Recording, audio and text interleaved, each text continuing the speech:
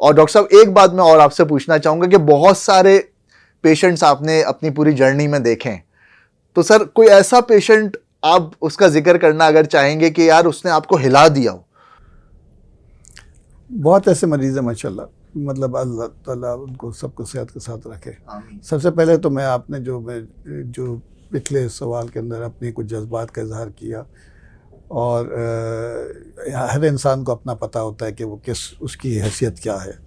اللہ کو پتہ ہے تو اس کو پتہ ہوتا ہے. ظاہراً کوئی بھی ہو، آپ نے کہا ولی اللہ کے پاس جا رہا ہوں، اللہ تعالیٰ آپ کی زبان مبارک کرے کہ وہ تو بہت اونچا درجہ ہے، وہاں تک پہنچنا بہت مشکل ہے.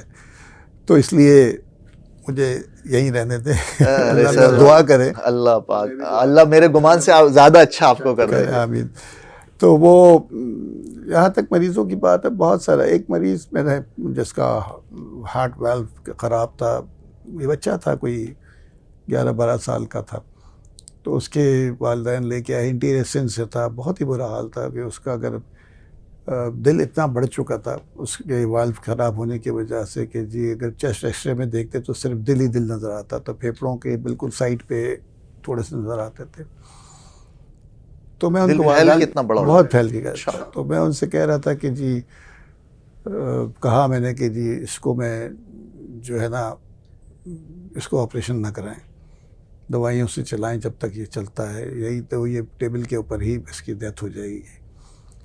اور میں کوشش کرتا رہا کہ دوائیوں سے کنٹرول کروں، ان کو ٹالتا رہوں کہ بس یہ کریں.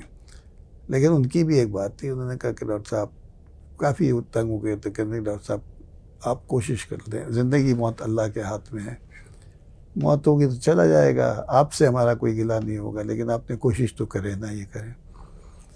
تو آخر اپنے آپ کو میں نے سمجھایا بھی سب دیکھا ویکھا، اور اس کے بعد پھر میں نے اس کا آپریشن پلان کیا.